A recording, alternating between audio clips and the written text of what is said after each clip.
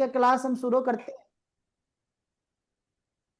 तो देखें, आजकल के जो उपाय हैं वो एक तो पूजा पाठ का है, मंत्र जाप का है, फिर तंत्र का भी है। आजकल तंत्र बड़ा चरण सीमा पे है।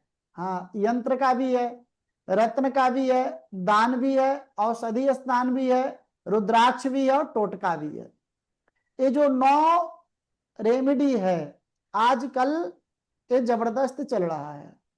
पहले क्लास में मैंने बताया था रियल जो रेमेडी है वो भगवान की भक्ति है, भगवान का पूजा है। जो भगवान की भक्ति करता है, राधा नाम का जप करता है, नारायण नारायण या वासुदेव का मंत्र पाठ, महामंत्र का पाठ करता है नित्य, और उस मंत्र पे अपने गुरु पे भरोसा रखता है, तो उसको ज्योतिषीय किसी उपाय की जरूरत नहीं है। हाँ, क्योंकि कहते हैं द्विजे देवे तपस तीर्थे औषधि नाम भय सजौ यादृशी भावना यस्य सिद्धिर्भवति तादृश। कितने लोग हैं मंत्र पाठ तो करते हैं, महामंत्र का पाठ करते हैं, लेकिन उस मंत्र पे उसको भरोसा नहीं है। हाँ, वो ढगमगाया हुआ रहता है कि भाई पता नहीं से मेरा कल्याण हो रहा भी या नहीं हो रहा है। हाँ, मतलब 1-1 साल 2-2 साल जब पाठ करने के बाद ही व्यक्ति कंफ्यूजन में है, तो गीता में बिल्कुल कहा कि जो संशय में होने आत्मा ना वो विनष्ट रहती हो, उनका नाश होता है। तो इसीलिए ज्योतिषी पे, देवता पे, गुरु पे, भगवान पे, मंत्र पे और दवा पे आपका जितना % विश्वास होगा, सिद्धिर भवति तादृशः, उतना ही % आपको सिद्धि मिलने वाला है। यदि मैंने कहा कि सूर्य को जल दो, तुम्हारा नौकरी लग जाएगा, तुम्हारा शादी हो जाएगा, तो पहले आपको हमारे बातों पे कितना भरोसा है। नहीं भरोसा है तो सूर्य को जल मत दो, नहीं तो शादी नहीं होने वाली। हाँ, भरोसा हो दो, 100% साधित होगा। तो जो उपाय है यहां पर, जो आपका भरोसा है तब करो तब होगा। हाँ, क्योंकि ये जितना उपाय है एक प्रकार का अंधविश्वास है, लेकिन मैं एक चीज बताऊंगा, अंधविश्वास में ही भगवान का वास होता है। जितने अंधविश्वासी थे उन्हीं को भगवान मिले, और जितने बड़े मेटेरियल थे, बड़े भौतिकवादी थे, और उनको भगवान बड़ा कम मिले हैं। तो इसीलिए आपको अपने पूजा पे, आपको अपने पाठ पे, आपको अपने देवता पे, आपको अपने गुरु पे 100% विश्वास होना चाहिए, क्योंकि विश्वास घटा तो आपकी मनोरथ की सिद्धि भी घट जाएगी। तो यहां पे कहते हैं कि औषधि मणि मंत्राणाम ग्रह नक्षत्र तालिका भाग्य काले भवेत सिद्धि अभाग्य निष्फलम भवे। ये जो उपाय भी है वो भाग्य काल में सिद्ध होता है। भाग्य काल का मतलब ये है कि हमारे कुंडली कुछ हमारे अनुकूल होंगे तभी वो हमें सिद्ध होगा। यदि कुंडली बिल्कुल विपरीत है तो वो हमारा सफलता भी नहीं होगा। ठीक ना। अब हम आगे चलते हैं, क्योंकि यहां तक हमने पिछले क्लास में पढ़ लिए थे। अब उपाय भी हमने, ये 5 देव के बारे में उपाय हमने बता दिया था, यज्ञ पूजा पाठ। अब हम आते हैं मंत्र। देखें, ये जो मंत्र है, पहले तो कुंडली में जो ग्रह निगेटिव फल दे रहे हैं। देखें, कुंडली में 2 प्रकार के ग्रह होते हैं, एक होते हैं लगन के मित्र और एक होते हैं लगन के शत्रु। तो लगन के जो मित्र ग्रह हैं उनका हम रत्न धारण करते हैं, लिख लीजिए आपको। और जो लगन के शत्रु ग्रह हैं उनका हम मंत्र जाप करते हैं या उनका हम दान करते हैं। और मंत्र जाप कितना करते हैं तो कहते हैं कलयुग में चतुर्गुणा करते हैं। या मैं यहां पर जो जप संख्या बता दिया हूं, सूर्य के लिए 28,000, चंद्रमा के लिए यहाँ पर एक मंत्र का वो गड़बड़ हो चुका है। हाँ, सूर्य का यहाँ पर मैं दूसरा पीपीटी आपको तैयार करके दूंगा। हाँ,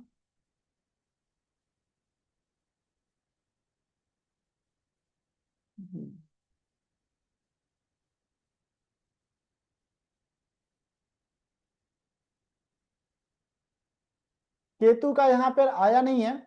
हाँ, ये जो सूर्य का जो मंत्र जाप है वो 28,000 है। चंद्रमा का जो है वो 44,000 है। मंगल का जो है 40,000 है। बुध का 36,000 है। गुरु का 76 है। शुक्र का 64 है। शनि का 92 है और राहु का 72 है। और केतु का भी सूर्य के समान ही होगा। हाँ, जितना सूर्य का है उतना ही केतु का हम जप करते हैं। फिर जितना जप होगा उसके दशांश हवन होगा। यदि 28,000 जप हो रहा है तो 2800 माने उसके दशांश हवन करेंगे, उससे दशांश तर्पण करेंगे, उससे दशांश मार्जन करते हैं और उसके दशांश हम ब्राह्मण भोजन कराते हैं। ये नियम है यज्ञ का, कर्मकांड का। तब जाकर के उस यज्ञ का पूर्ण फल मिलता है। कितने लोग कहते हैं नहीं गुरुजी मंत्र मैं ही करता हूं, आप मुझे बता दें।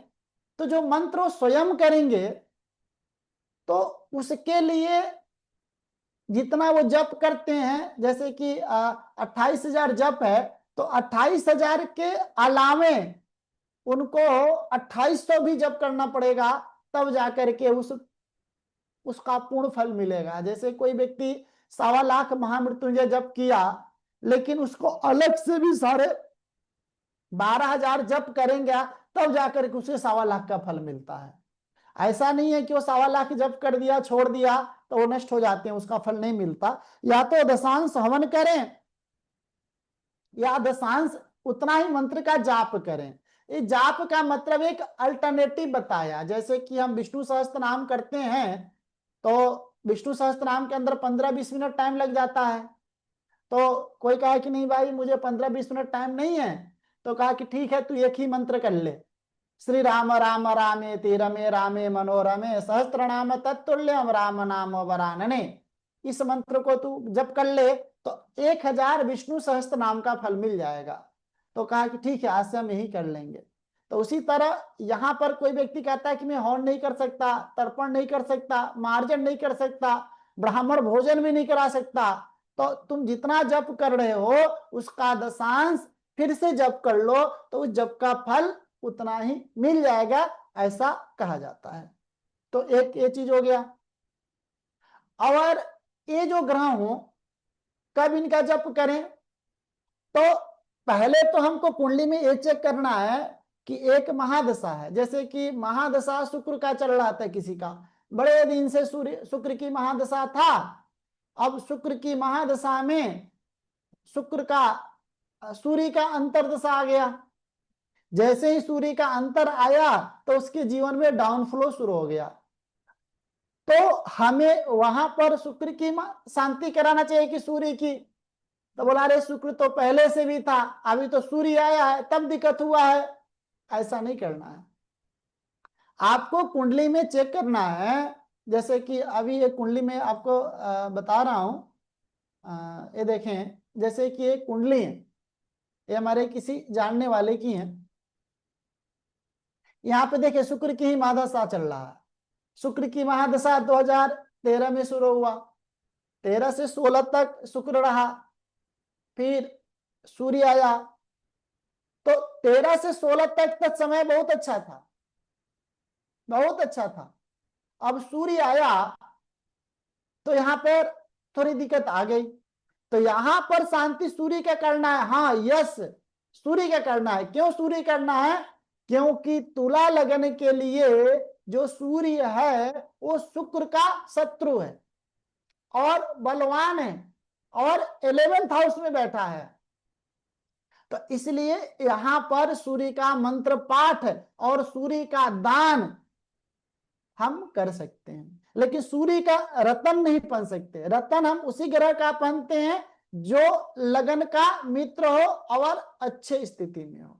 तब यहां पर सूर्य के लिए हम क्या कर सकते हैं? तो भाई सूर्य का जो मंत्र है 28,000, उसका आप जाप करो, खुद कर लो, और अलग से भी 2800 जाप कर लो। तो यानी कि आपका ये सूर्य के अंतर दिशा में निकलने वाले जो निगेटिव फल है ये चीज खत्म हो जाएगा। तो इस तरह से, लेकिन यही पे मान के चलें, यदि हम इस कुंडली को थोड़ा सा हम टाइम में चेंज कर देते हैं। अब देखें एक कुंडली आ गया हमारा, थोड़ा और बढ़ाते हैं, वृश्चिक लगन की कुंडली आ गया। हाँ हेलो, आप लोग सुन पा रहे हैं हमें? जी हेलो। सर, जी सर, सुन पा रहे हैं। अब देखिए ये वृश्चिक लगन की कुंडली है, यहां पर शुक्र की महादशा चल रहा है। 12 का शुक्र सबसे श्रेष्ठ होता है। शुक्र की दशा इसकी शुरू हुई जीवन में 2010 में। 10 में बड़ा अच्छा टाइम चल रहा था, 10 से 14 तक बड़ा अच्छा टाइम चला। लेकिन जब सूर्य आया तो 14 में इनकी दिक्कत आ गई। तब इन्होंने कहा कि अब तो दिक्कत आ गई, अब हम क्या करें? तो कहा कि अरे शुक्र तो पहले से ही चल रहा था, अब यहां पर शांति अंतरदशा तो सूर्य की आई है, सूर्य ने हमको दिक्कत दिया है, तो दशा यहाँ पे सूर्य की शांति करो। नहीं नहीं नहीं नहीं, सूर्य की शांति नहीं करना है। अरे सूर्य तो लगन का मित्र है। कभी कभी क्या होता है, किसी के जीवन में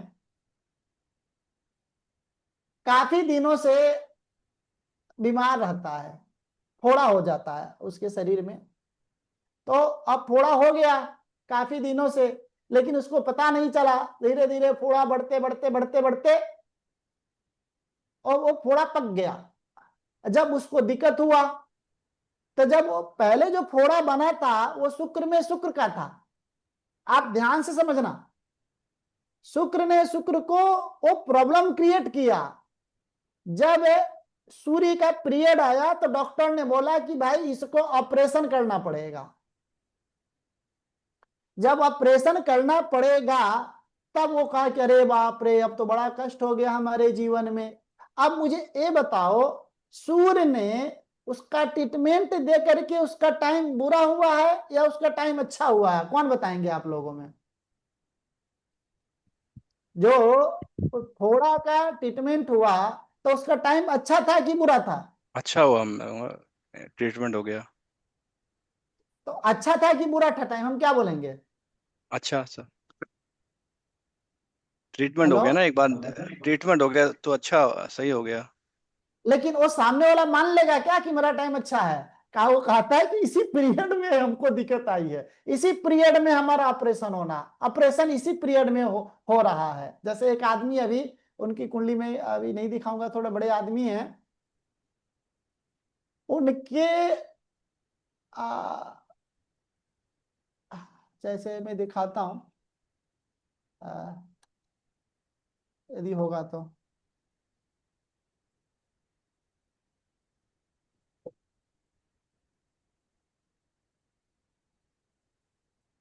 नहीं इसमें नहीं है, हमारे उसमें सेव है।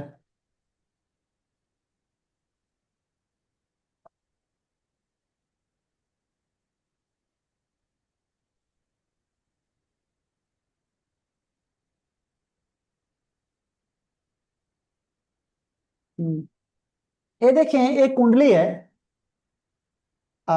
इसमें बुध की दशा शुरू हुई है, ठीक ना? बुध के पहले दशा शुक्र का था, नहीं नहीं शुक्र का नहीं, शनि का होगा जुपिटर सर। का। हाँ बुध से पहले शनि का। हाँ, यहाँ पर जुपिटर था, नहीं जुपिटर के बाद हाँ, शनि आया, हाँ हाँ शनि। शनि था, हाँ शनि था। अब देखें इनका ये शनि की दशा बीता है, और शनि की दशा बीतने के बाद इन पर बुध की दशा अप्रैल में शुरू हुआ 2025 में। अब ये शनि, अब बताओ धनु लगन के लिए शनि ग्रह कैसा है, अच्छा है या बुरा है?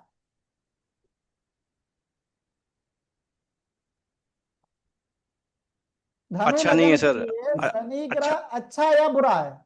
बुरा ही है, क्योंकि 3 6 11 का ओनर है, मतलब इनमें से वो, और दूसरे का भी, तो बुरा है। बुरा है, बिल्कुल बुरा हाँ है। जी। लेकिन इस पीरियड में इनको संपत्ति की कोई कमी नहीं है, आर्थिक समृद्धि की कोई कमी नहीं है क्योंकि वो थर्ड का लॉर्ड है। सामाजिक प्रतिष्ठा की कोई कमी नहीं है क्योंकि थर्ड का लॉर्ड है। पैसे की कोई कमी नहीं है क्योंकि इस पीरियड में इनका पैसा भी, आर्थिक समृद्धि बढ़ा है क्योंकि वो सेकंड का लॉर्ड है। ठीक है, वो लगन में बैठा है, ठीक ना। अब मेहनत भी कराया, पैसे भी कराया, उन्नति भी दिया, सब कुछ दिया। ये बार बार यही कहते थे कि बहुत बहुत बढ़िया टाइम है, अगर भगवान की बड़ी कृपा भी रही है शनि की दशा में। अब जैसे शनि बीता, अब कौन आया? बुध। अब बुध आते आते अब इनके पहले तो लोअर अब्डोमेन में दिक्कत हो गया था, तो जब बुध आया अब इनका उसका ट्रीटमेंट में मतलब उस डायग्नोज हुआ, तो डायग्नोज किसने कराया? बुध ने। देखो बुध जब आया अप्रैल से लेकर के अभी बुध में बुध की दशा चल रही है, तो जब बुध में बुध की दशा आई तो वो 12 में था, हॉस्पिटलाइजेशन गए, ट्रीटमेंट हुआ और कहा कि भाई अब ये अंग में दिक्कत है, इसको रिमूव करना पड़ेगा। तो ये प्रॉब्लम बुध ने दिया था या शनि ने दिया था? बुध ने दिया था कि शनि ने दिया? वो प्रॉब्लम 100% शनि ने दिया। चलो अभी मान गया। अब आगे क्वेश्चन है, क्या वो अंग यदि रिमूव कर भी दिया जाए तो क्या वो ठीक हो जाएंगे? कौन बताएंगे? रिमूव करके भी क्या यह स्वस्थ हो जाएंगे? नहीं, इनका तो केंद्रीय वो दोष है ना, मतलब दोनों, जो बुध है वो भी इतना अच्छा नहीं है, मतलब अ, तो बिल्कुल बिल्कुल। अ, यानी कि इनको जो डायग्नोज हुआ है, क्या उसका ट्रीटमेंट मिला है? ट्रीटमेंट के बाद ये ठीक हो जाएंगे? कभी नहीं हो सकते। इसलिए नहीं हो सकते कि जो बीमारी देने वाला शनि है, डायग्नोज कराने वाला बुध है, तो बुध क्या शनि का मित्र है या शत्रु है? जब उसका शनि का ये मित्र है तो ये क्या लगता है कि परमानेंट डायग्नोज रिमूव करा के क्योर कर देगा? कभी नहीं करेगा, हमेशा याद रखें। और यहाँ पर जो बुध है वो भी मार्केश भी है, बाधकेश भी है, केंद्राधिपति दोष से दूषित भी है और 12th हाउस में बैठा है।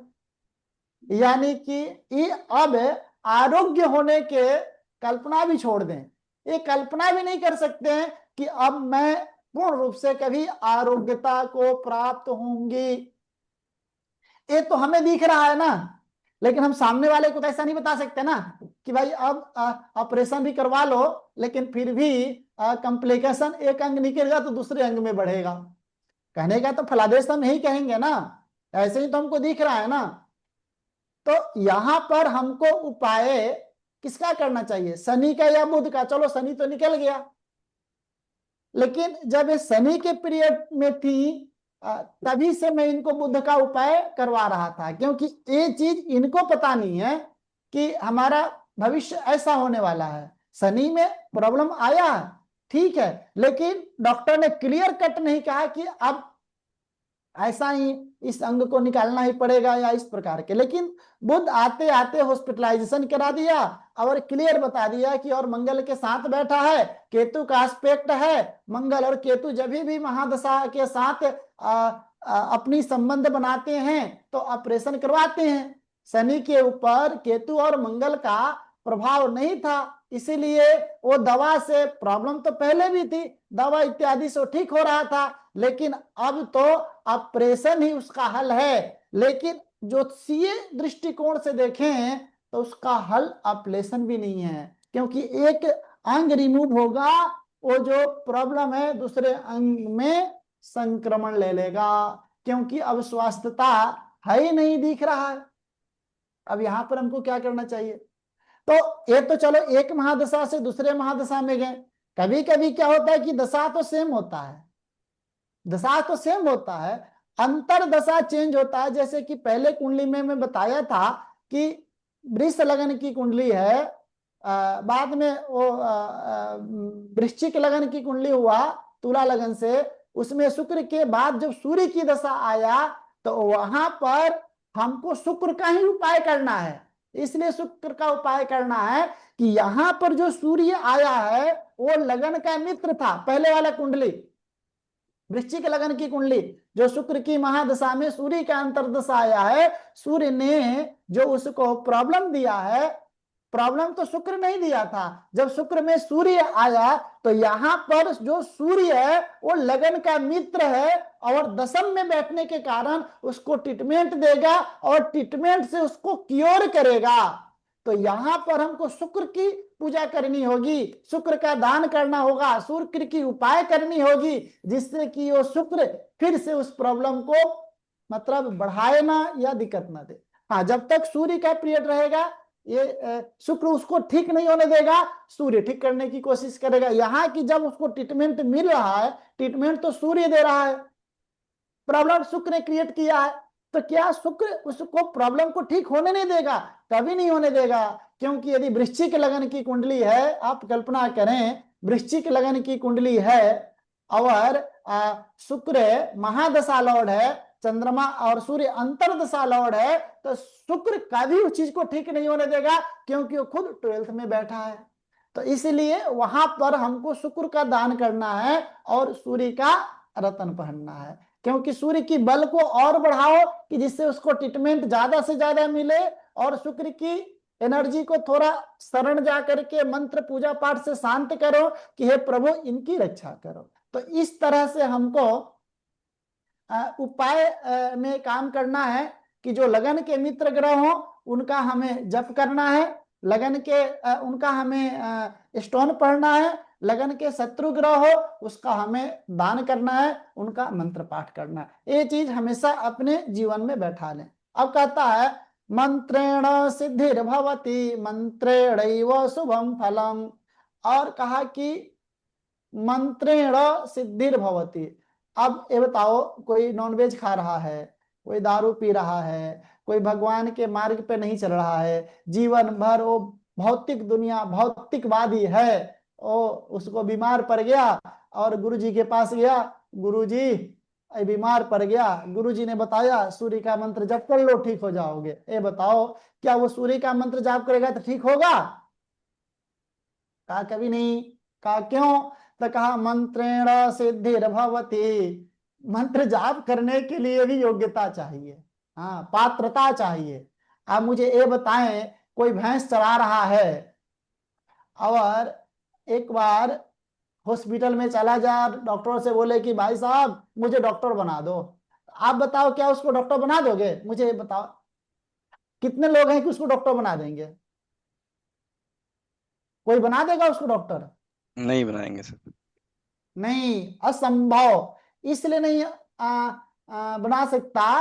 अरे डॉक्टर तो बनने के बाद छोड़ो, उसके बॉडी में क्या कॉम्प्लिकेशन है और क्या दिक्कतें हैं वो दिखते भी उसको नहीं समझा सकता है कि उतनी भी समझ उसके अंदर नहीं है। उसको सिर्फ इतना कह सकता है कि ये दवा खा लो जाके ठीक हो जाएगा। हाँ, क्योंकि वो दवा भी किसी और ने बना के दिया है, दवा की उसने भी नहीं बनाया।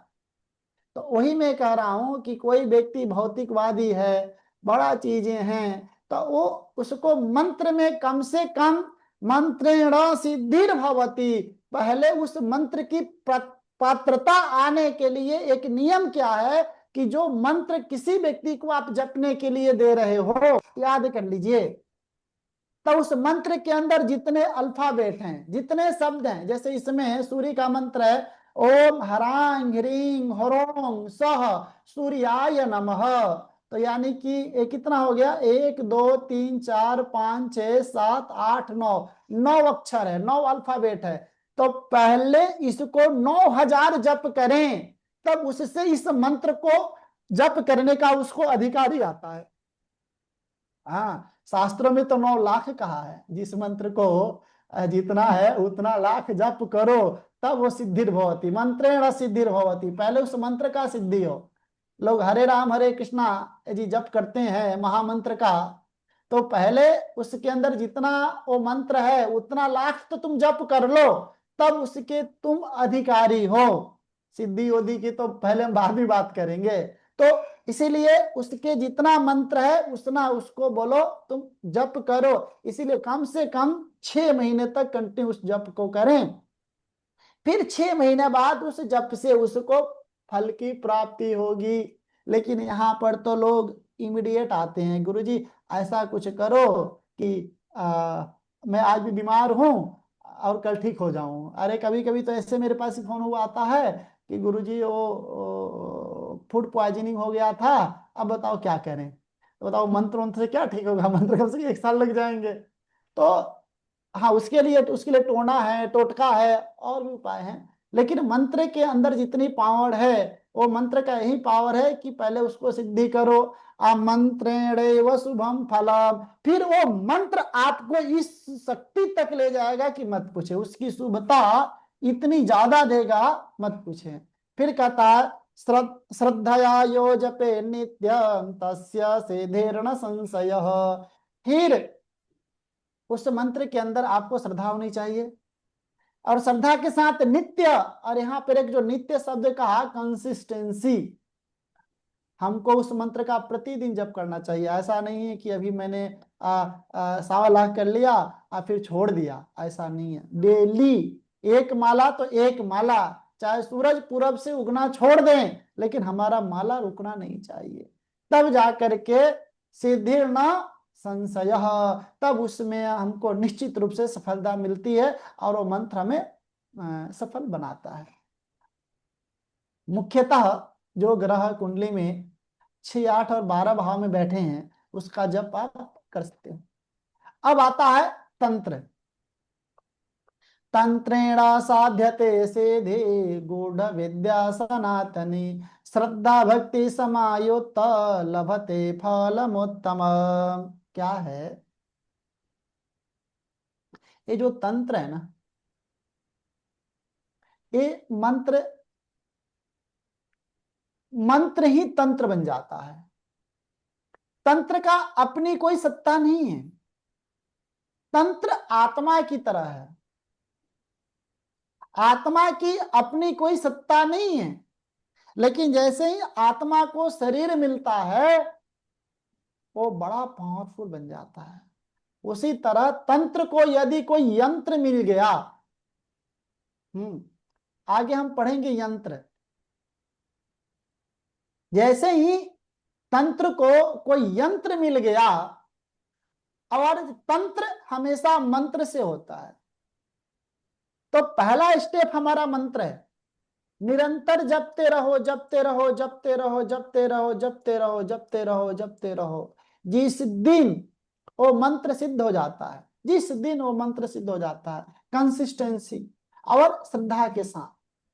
मैं बार बार कहता हूं कि अंधविश्वास में ही भगवान का वास होता है। विश्वास में, अंधविश्वास में विश्वास।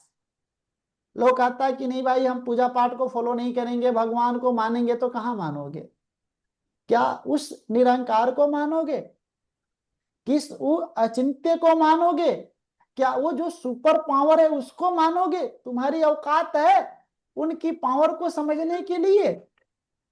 आप भगवान को पाने के लिए जो एक मार्ग जो है, गुरु, पहले आपको गुरु के पास जाना पड़ेगा। यदि गुरु के पास नहीं जा रहे हो, आपको लगता नहीं नहीं नहीं, अरे सब आजकल पाखंडी हैं, हमको किसी गुरु के पास नहीं जानी है, हम ईश्वर को ही गुरु मान लें और इस मंत्र को उन्हीं के प्रदत्त मंत्र के रूप में जप करें, करो। वो मंत्र जिस दिन सिद्धि होने के कगार पे होगा, वो मंत्र ही खुद गुरु ढूंढ के ला लेगा। पात्रता आपके अंदर, शिष्य की पात्रता होगी तो गुरु खुद ढूंढते हुए आ जाएंगे। बहुत सारे ऐसे ऋषि थे, वो गुरु के पास नहीं गए, गुरु ही कुछ शिष्य के पास चले गए उसके पात्रता के अनुसार, और दोनों की एनर्जी का जब मिलन होता है तब वहीं से तंत्र का आविष्कार होता है। तो तंत्र मंत्र का अगला स्टेप है। जब वो मंत्र निरंतर, देखो तंत्रेण सद्यते सिद्धि, जब वो साधना हो जाता है, साधना की हम ध्यानावस्थित तद्गतेन मनसा ध्यायन्ति नम योगिनो, जो योगी लोग अपने मंत्रों में निरंतर जिस राम का ध्यान करते हैं और उस ध्यान में जब राम प्रकट होते हैं, वही एक समाधि की अवस्था को तंत्र की अवस्था हम बोल सकते हैं। लेकिन आजकल लोग तंत्र को बड़ा ही निगेटिव मान लिया। हेलो, आजकल लोग ने तंत्र को एक निगेटिव मान लिया, क्योंकि जो क्षुद्र तंत्र वाले लोग हैं, मैं तेरी शादी करा देता हूँ, मैं तेरी वशीकरण करा देता हूँ, ठीक है, यही तंत्र है। लेकिन तंत्र की भी देखें, तांत्रिक साधना मैं बताता हूं, तांत्र साधना दो प्रकार का होता है, एक वामपंथी और एक दक्षिणपंथी। वामपंथी का नाम आपने सुना होगा, वामदेव का नाम आपने सुना होगा, जो कि पहले खाना खा लेते थे, अपना जूठा माँ काली को अर्पण कर देते थे, वो मलमूत्र उसी में करते थे, और मतलब उसी में वो सब कुछ अपना मान लेते थे। तो वामपंथी का मतलब यह है कि उनका श्मशान में जा करके मरे हुए व्यक्ति की चिता के साथ वो चिता के ऊपर वो खाना बना के खाना, वो सब ठीक है, वो भी एक पंथ है। लेकिन उसमें भी षड होते हैं। हाँ, उसमें भी षड होते हैं। वाम या तंत्र साधना के षड होते हैं, किसी भी तो तंत्र साधना है।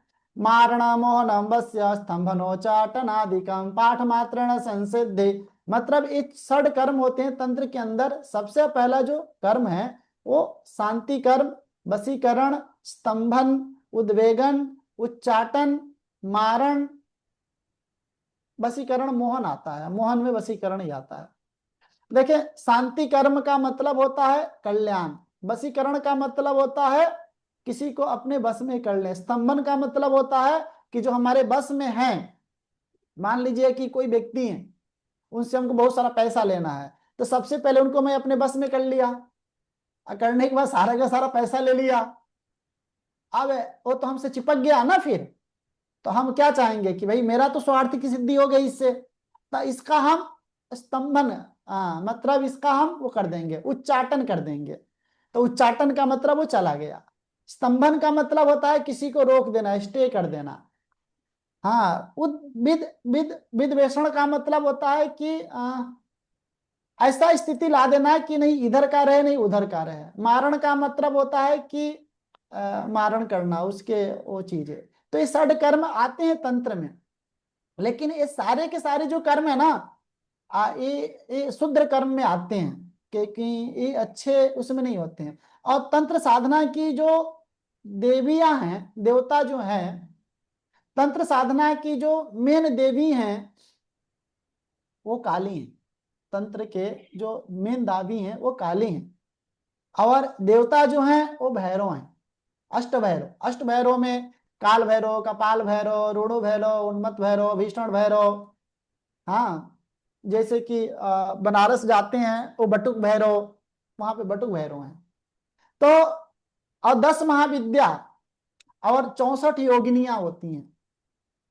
और एक और भी आ, साधक होते हैं, वो तामसिक साधना करते हैं, वो यक्षिणी, पिचासनी, अप्सरा, वो सब ये गंधर्व, वो सबसे निकृष्ट साधना होता है। लेकिन साधना का, तंत्र का मेन उद्देश्य ही आत्मा और परमात्मा की प्राप्ति और मोक्ष गति है। लेकिन क्या होता है, किसी भी चीज का हम जब आविष्कार करते हैं तो अच्छे के लिए करते हैं, लेकिन अच्छा तो 10% ही होता है और बुरा 90% उसका गलत इस्तेमाल किया जाता है। जैसे किसी ने व्हाट्सअप बनाया, हम भी व्हाट्सअप इस्तेमाल करते हैं। ये बताओ, व्हाट्सअप मुझे लगता है कि 5% ही इस्तेमाल होता होगा, बाकी 95% तो उसका दुरुपयोग ही होता होगा। हाँ, सुबह उठ करके गुड मॉर्निंग, गुड आफ्टरनून, ये है वैसा है वैसा है, पता नहीं क्या क्या, वो बड़े कहीं से कुछ अच्छा चीजें लगा, ज्ञान की बातें दूसरे को भेज दिया, अपने जीवन में कुछ नहीं रखना। तो उसी तरह ये तंत्र है, इसका उद्देश्य मानव कल्याण है, लेकिन पैसे के कारण थोड़ा सा भी यदि साधना हो जाता है तो उसको लोग तुरंत कमर्शलाइज कर लेते हैं, तुरंत कमर्शलाइज करके पैसे कमा लेते हैं। चाहे कोई व्यक्ति क्यों ना हो, अब नाम मैं नहीं बताऊंगा, जितने बड़े से बड़े संत भी हैं ना, जब उनको साधना मिल जाता है, एक अच्छा पद मिल जाता है ना, वो भी पैसे में आ जाते हैं। हाँ ठीक है, हम जैसे ज्योतिषी किसी का काम 50,000 में कराते हैं, वो 5 करोड़ में कराते हैं। हम किसी को नौकरी दिलवाते हैं, वो सरकार बनवाते हैं तंत्र के साधना के बदौलत। लेकिन उद्देश्य पैसा है, और जहां पर पैसा उद्देश्य बनता है वहीं से ये साधना हमारा साथ छोड़ देती है। तो क्या फर्क पड़ता है, एक बार यदि 100, 500, 200, 500, 1000 करोड़ कमा लो, तंत्र चल भी जाए तो पैसे की पावर से व्यक्ति आगे बढ़ जाता है। लेकिन ये तंत्र जो है ये मंत्र का अधीन है।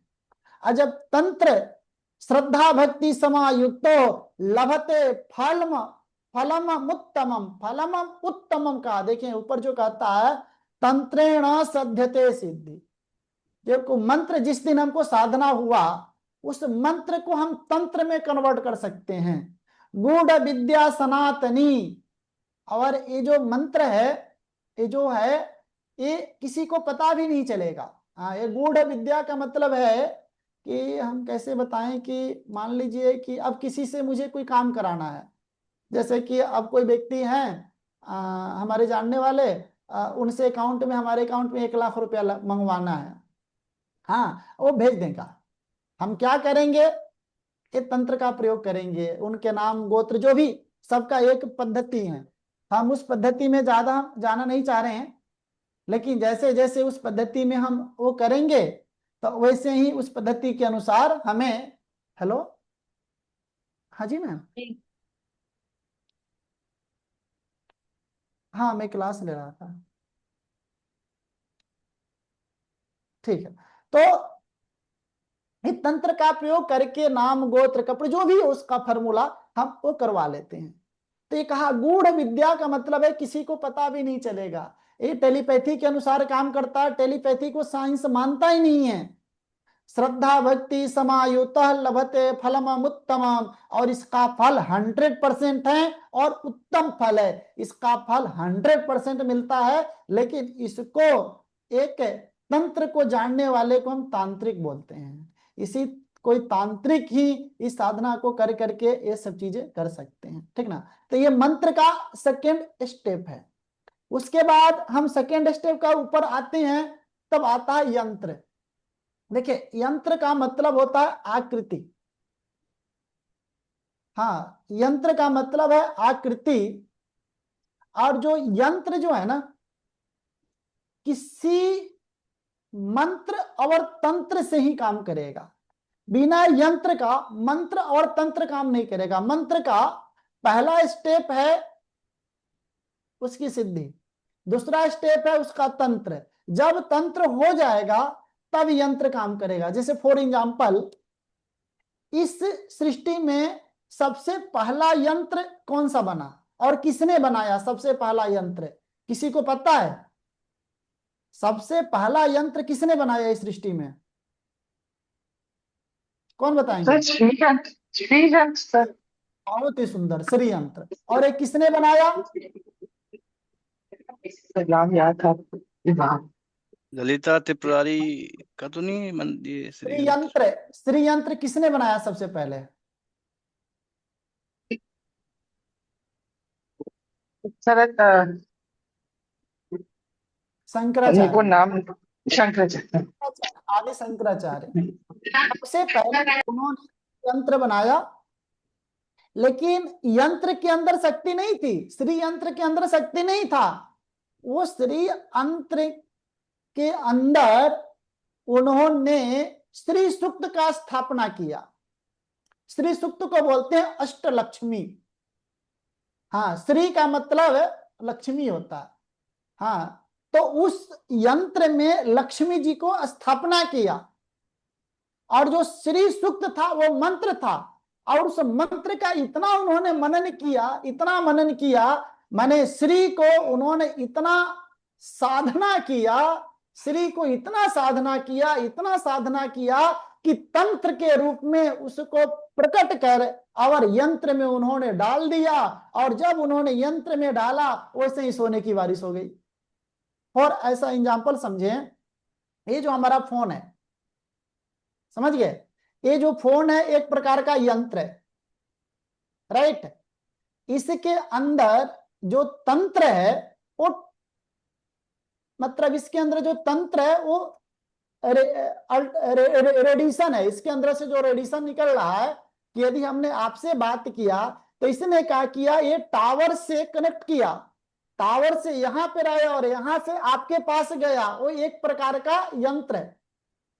और इसके अंदर मंत्र क्या है, जो टावर है और जो बड़े बड़े सेटेलाइट वेटेलाइट सब लगा हुआ है, इसकी जो बुद्धि जिन्होंने लगा रहे हैं वो सारा का सारा मंत्र है। यानी कि हम लोग मंत्रणा किया, हमने मंत्र बनाया, हमने मंत्र बना करके उस मंत्र में इतना परिपक्व हो गया कि हमने एक अल्ट्रावायलेट यानी कि रेडिएशन तैयार किया यंत्र के माध्यम से। वो रेडिएशन दिखता नहीं है, लेकिन तंत्र के माध्यम से हमने एक टावर, एक फोन के बीच कनेक्टिविटी करा करके हम काम करवा रहे हैं। तो हमको दिख क्या रहा है, यंत्र दिख रहा है, लेकिन यंत्र के पीछे जो मंत्र था, जिसने इसने बनाया, जिसने टावर को बनाया, जिसने फोन को बनाया, वो कितना प्रोग्रामिंग किया, वो कितना मनन किया, वो कितना चिंतन किया। तो एक मंत्र के प्रति एक साधारण व्यक्ति एक थोड़ा सा चिंतन और मनन से एक यंत्र बना सकता है। उस यंत्र को फोन और टावर में कनेक्टिविटी यंत्र करके और यंत्र के माध्यम से वो फल को दिखा सकता है। तो सोचे हमारे ऋषि महर्षियों ने मंत्र और यंत्र और तंत्र का प्रयोग करके, अरे वो तो सूर्य पे चले जाते थे, वो तो चंद्र, अब सूर्य के पास जाने के लिए सोचो कितना गर्मी होगी, वो जाते थे, चंद्रमा के पास जाते थे, मंगल, अरे ब्रह्मा के पास जाते थे। रेवती ऋषि के नाम आपने सुना होगा। जो रेवती ऋषि थे उनकी लड़की, नहीं रेवत्य ऋषि थे, उनकी लड़की रेवती थी। एक कहानी बता रहा हूं। रेवत्य ऋषि के लड़की रेवती थी, वो सतयुग में थे। उनकी लड़की 52 हाथ की हो गई, कोई शादी नहीं करता, कौन इतनी लंबी लड़की से शादी करे। तो वो ब्रह्मा जी के पास चले गए। सोचो अब ब्रह्मा जी कहाँ हैं, ये पृथ्वी है, भू भुआ स्व म जन तप, तो पितामह महालोक में रहते हैं, यानी कि सूर्य पृथ्वी आबायु आकाश सबको पार करते हुए, स्वर्ग वर्ग को पार करते हुए जब वो ब्रह्मा जी के पास पहुंचे तो ब्रह्मा जी से बोले कि मेरी लड़की की शादी नहीं हो रही है। वहां पर थोड़ा ब्रह्मा जी गीत संगीत में थे, 1-2 मिनट का समय लग गया। जब ब्रह्मा जी का आंख खुला तो बोले कि भाई बुलाओ। रेवती ने पूछा कि ऐसी ऐसी बात है, शादी नहीं हो रही है। ब्रह्मा जी ने बताया कि नीचे जाओ और भगवान कृष्ण के बड़े भाई हैं, उनसे इनकी साथ शादी होगी। तो वहां पर 2 क्षण रुकने का मतलब, जब नीचे आए, सतयुग बीत गया, त्रेता बीत गया, द्वापर में भगवान कृष्ण और बलराम जी थे। तो बलराम जी ने अपने हल से उनकी कद को छोटा किया और रेवती से उन्होंने विवाह किया। तो 2 मिनट रुकने के कारण सृष्टि में 2 युग बीत गया। तो इसका मतलब वो कौन से तंत्र का प्रयोग करके ऊपर गए, कौन से तंत्र के प्रयोग करके अपनी लॉन्गिविटी, एक युग बीत गया लेकिन उनकी आयु में कोई फर्क नहीं पड़ा। ये सारा का सारा यंत्र और तंत्र का कमाल है।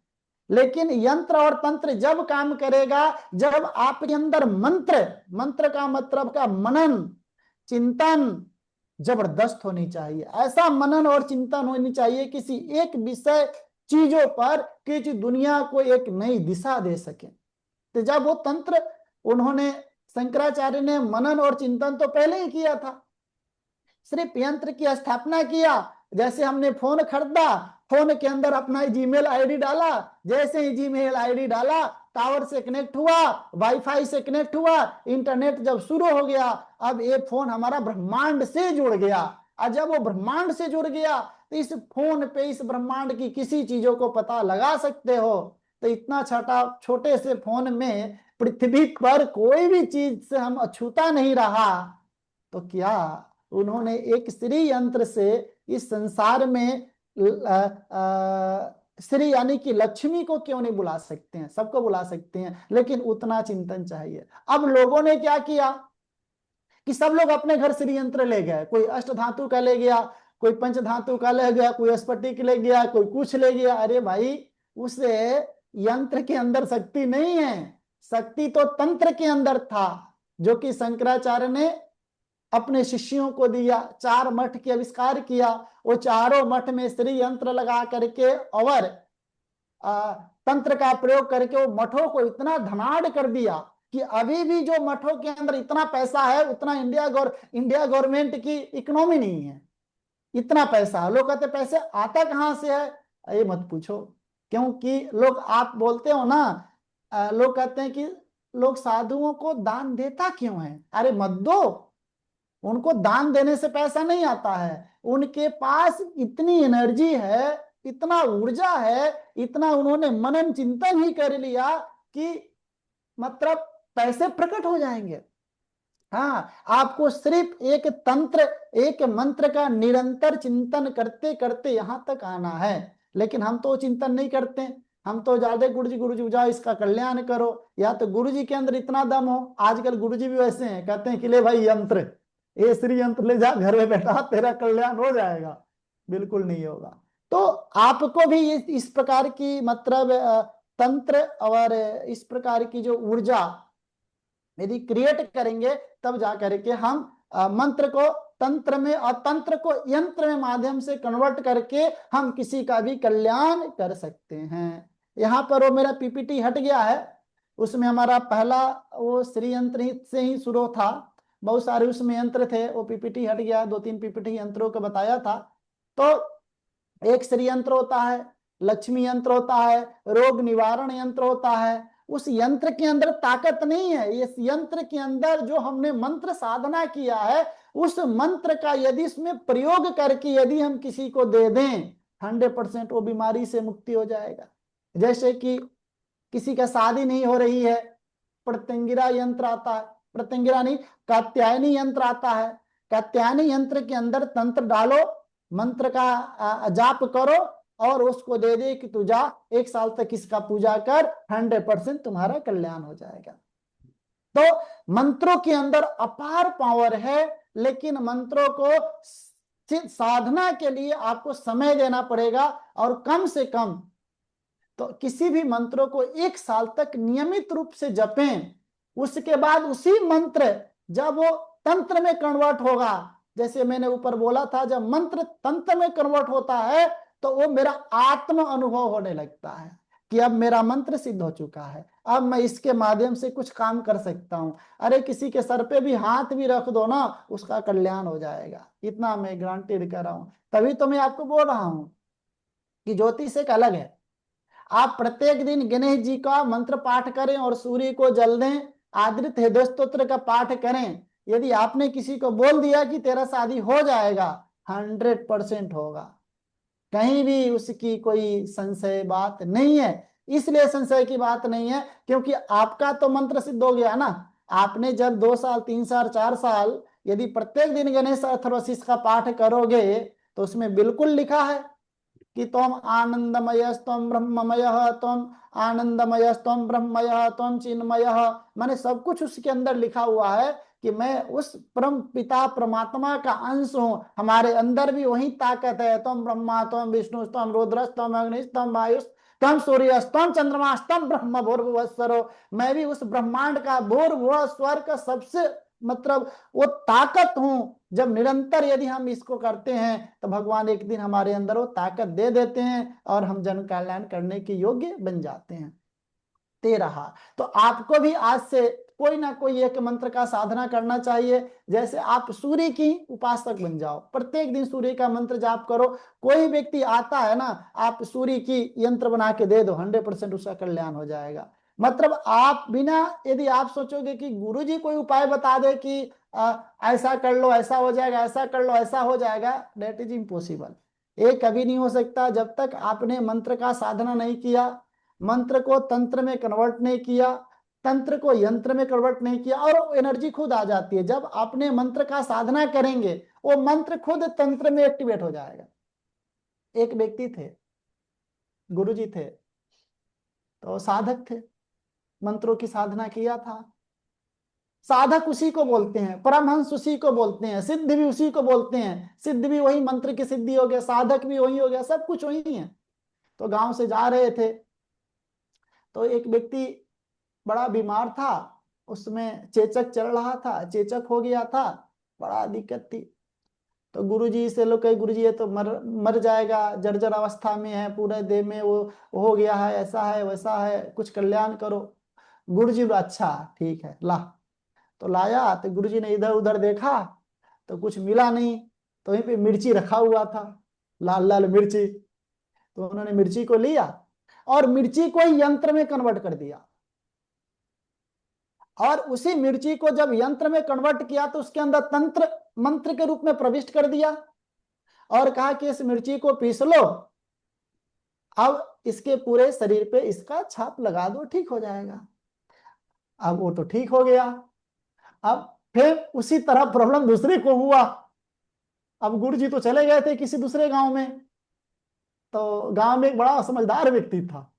हाँ, जितने लोग बड़े समझदार होते हैं ना, बड़े बुद्धिमान होते हैं। अरे गुरुजी ने तो बोला था मिर्ची छापने के लिए, लाओ मिर्ची। अब मिर्ची को लाए, मिर्ची और छाप दिए, बेचारा और मर गया। जब वो मर गया, भाई मिर्ची किसी फोड़े पे मिर्ची लगाओगे तो मरेगा ही मरेगा। अब लोगों ने गुरुजी को ढूंढना शुरू किया, तो गुरुजी मिले कहीं, कहा कि भाई उसके मारने का कारण आप ही हो। तो गुरुजी ने बोला कि भाई क्या हुआ, इन्होंने पूरा घटना बताया। तो कहा किसने कहा था तुमको मिर्ची लगाने के लिए? नहीं नहीं, आपने पहले बोला था। तब ये कब बोला? अरे मैंने बोला था तो मैं कुछ सोच समझ के बोला था ना, हमारे अंदर कुछ था, या मैंने कुछ समय की स्थिति को, अब उसको गुरुजी कैसे बताएं कि भाई ये मेरी हजारों साल की लाखों साल की साधना है, अनेकों जन्म में हमको साधना प्राप्त किया, अपने तपोबल से उसको ठीक किया, उसको समझा नहीं सकते थे। अब गुरुजी लास्ट में बोले कि अब बताओ क्या दिक्कत है? तो कहा दिक्कत ये है कि और भी लोग बीमार है, एक तो मर गया लेकिन और भी लोग हैं, उनको ठीक करो। तो गुरुजी कहा कि चलो लाओ मिर्चा। तो मिर्चा लाए। आप बोले कि अब क्या करें? तो कैसे लगाए थे? तो बोला कि उल्टा लगाया था, अब तुम सीधा लगा दो, ठीक हो जाएगा। तब कोई वहां पर भी संत थे, तब इन लोगों को पता चला कि नहीं, वो मिर्ची के अंदर ताकत नहीं थी, ताकत तो गुरुजी के अंदर थी। हाँ, तो वही मैं बता रहा हूं कि कोई भी उपाय यदि कोई गुरुजी करा देते हैं कि तुम जैसे कि मैं किसी का कोई उपाय कराता हूं, कभी कभी मैं गारंटी ले लेता हूं कि मैं तुम्हारा काम करा दूंगा, तो मैं उनका पूजा करा देता हूं। तो उसके लिए मैं उसके उनके घर, मंत्री जी के घर 10 पंडित लेके गया, पूजा पाठ हुआ। वो पंडित जी को मैं बोला था कि महामृत्युंजय जब चलेगा, चाहे काल भैरव या बगलामुखी जो भी हो, लेकिन वो तो चलते रहता है, लेकिन साथ में मैं बचपन से जिस मंत्र का सिद्धि किया हूं उसका भी मैं जप करता रहता हूं कि हे भगवती, हे भगवती, हे कर लो, हे भगवती, हे भगवतु। मुझे उस 1.25 महामृत्युंजय पर भरोसा हो या ना हो, लेकिन मुझे इस मंत्र में भरोसा है कि इनका कल्याण होगा। वही मैं बता रहा हूं आपको, 1.25 महामृत्युंजय करने से वो व्यक्ति जिंदा होगा कि नहीं होगा इसकी कोई गारंटी नहीं है, क्योंकि जो जपने वाला है वो भी जीवन में जब ही जप करता है जब उसको पैसे मिलते हैं। तो मुझे नहीं लगता कि वो जो जप करने वाला व्यक्ति भी अपने जीवन में 22 लाख कभी महामृत्युंजय जप किया है कि नहीं किया है। लेकिन हम जो मंत्र का, चाहे वो 2 ही अक्षर का क्यों ना मंत्र हो, यदि हमने 10 साल तक साधना किया हूं तो उस मंत्र पे, उस महामृत्युंजय से ज्यादा भरोसा है और 100% काम होगा, इसकी गारंटी है। हाँ, महामृत्युंजय तो सर्वोपरि मंत्र है, लेकिन क्या उसका साधना किए हो आपने? उसका गायत्री मंत्र सबसे बड़ा मंत्र है, लेकिन गायत्री मंत्र का साधक इस ब्रह्मांड में आज तक 3 ही लोग हुए। पहला ब्रह्मा, जिसने इस मंत्र को बनाए। दूसरा वशिष्ठ, जिस इस मंत्र का पुरस्चरण किया। और तीसरा विश्वामित्र। उसके बाद गायत्री मंत्र का साधक आज तक कोई नहीं हुआ, लेकिन गायत्री मंत्र सर्वश्रेष्ठ मंत्र है। आज तक कोई हुआ ही नहीं, तो ऐसा नहीं है मंत्रों में शक्ति नहीं है, लेकिन उस मंत्र की किस लेवल तक हम अपनी साधना करते हैं, ये ज्यादा इंपॉर्टेंट है। तो आप भी यदि जन कल्याण चाहते हैं, किसी का भी कल्याण चाहते हैं, यदि उपाय किसी का रियल में उपाय करना चाहते हैं, तो एक मंत्र, कोई भी मंत्र क्यों ना हो, अरे आपके गुरु ही मंत्र क्यों ना हो, उसका निरंतर जप करो। इतना तक जप करो, इतना तक जप करो, जिस दिन वो खुद मंत्र प्रकट हो करके आपके बोले कि अब मैं तैयार हूं, बताओ किसका अब क्या कल्याण करना है। जब वो तंत्र रूप में आपके सामने प्रकट होगा, तब आप यंत्र के माध्यम से किसी व्यक्ति का भी आप कल्याण कर सकते हो कि भाई पुत्र, ये तू गुड़ खा ले, तू पास हो जाएगा। गुड़ में ही तंत्र, वो बताने को गुड़ है, वो कहीं भी प्रविष्ट हो सकता है। वो प्रविष्ट होकर के आपके अंदर की भावना और उसकी अंदर की भावना को कनेक्ट करके उसको पास करा देगा। इसीलिए गुरु की कृपा, संतों की कृपा, साधकों की कृपा में दम कहा गया है। और वो जिस जगह पे रहते हैं उनको तपस्थली इसीलिए कहा गया है। तो ऐसा भी देखा गया है कि शास्त्रों में वर्णन है कि जहां पे संत लोग रहते थे, उनके उनके कुटिया में शेर और गाय भी दोनों एक साथ रहते थे। हाँ, जब शेर को गाय को मारना होता होगा, वो बाहर जाके शिकार करता था, लेकिन गुरु जी के कुटिया में नहीं, क्योंकि वो आध्यात्मिक बल बहुत बड़ा बल है। तो आपके पास भी यदि ये बल बढ़ेगा ना, ये नेगेटिव लोग आपके खुद बड़े दूर चले जाएंगे, कोई नहीं आएगा आपके। कोई, अब मुझे तो कोई नहीं आता कि चलो गुरु जी दारू पियेंगे, कह ही नहीं सकता, क्योंकि ये तो हमारी आध्यात्मिक बल है। तो इसी तरह आपके भी आध्यात्मिक बल को बढ़ाने के लिए आपको थोड़ा सा मंत्र का पाठ करना पड़ेगा। जिस दिन आपने मंत्र को तंत्र में कन्वर्ट कर लिए, वही तंत्र यंत्र आपको आकृति में कन्वर्ट, खुद यंत्र बताएगा मैं किस आकृति में कहां पर प्रविष्ट होंगी। ये आपकी इंटरनल पावर है, ये आपकी वो है। तो ये तो सर्वोपरि है उपाय, लेकिन ये उपाय आप लोग कर सकते हैं तो श्रेष्ठ है, नहीं कर सकते हैं तो अब आपको आसान तरीका बता रहा हूं। सर मेरे को 2 प्रश्न हैं, हाँ पूछ सकता बता। हूँ? एक तो जो ये आप ये यंत्र कह रहे हैं, जो हम हवन करते हैं जिसमें हम गोलोक धाम बनाते हैं, वो भी एक यंत्र ही हो गया, या फिर कहीं तो वो भी एक यंत्र की तरह ही बनाते हैं, जैसे हवन के नीचे हम जब बनाते हैं ना, हम लोग तो गोलोक धाम देखिए, बनाते हैं। यंत्र बनाते हैं, वो भी तो मंत्र से ही हवन करेंगे ना। हाँ जी, हाँ तो जी। यदि वो मंत्र का साधना नहीं किए हैं, तो हवन के माध्यम से एक ताबीज तैयार हो जाएगा, साइकोलॉजिकली वो ठीक हो सकता है, वो वो मंत्र के तो अनुसार ठीक नहीं होगा। हाँ, यदि कर्म कांड, जब मंत्र की साधना होगी ना, वो मंत्र ही आपको तंत्र में प्रविष्ट हो जाएगा, चाहे वो यज्ञ के माध्यम से, हवन के माध्यम से, या कुछ के माध्यम से। जैसे जगन्नाथपुरी हम जाते हैं, हम भी गए थे, तो वहां पे क्या करते हैं कि 12 साल में जब भी 12 साल या नव कलेवर होता है। कार्तिक कार्तिक महीना का जो वो लगता है, अधिक मास लगता है, पुरुषोत्तम मास, तो वहां पर जो मूर्ति है जगन्नाथ जी की, वो मूर्ति को हटा देते हैं, उनको एक जगह पे जो भी है, हम बोलते हैं नव कलेवर बोलते हैं उसको, उस प्रक्रिया क्या वो। हाँ, उसको नष्ट करते हैं और वहां पर नया मूर्ति स्थापित करते हैं, ठीक ना। अब वहां मैंने क्या देखा कि जहां पे उनको हम दबाते हैं या उनको जला नष्ट देते हैं, करते हैं, जला देते हैं। वहां पर जो लोग बैठे हैं उसका ताबीज बेच रहे हैं कि जगन्नाथ जी हैं, इसके ले जाओ आपका कल्याण होगा। ये हमारा आस्था है, ठीक है, कल्याण होगा।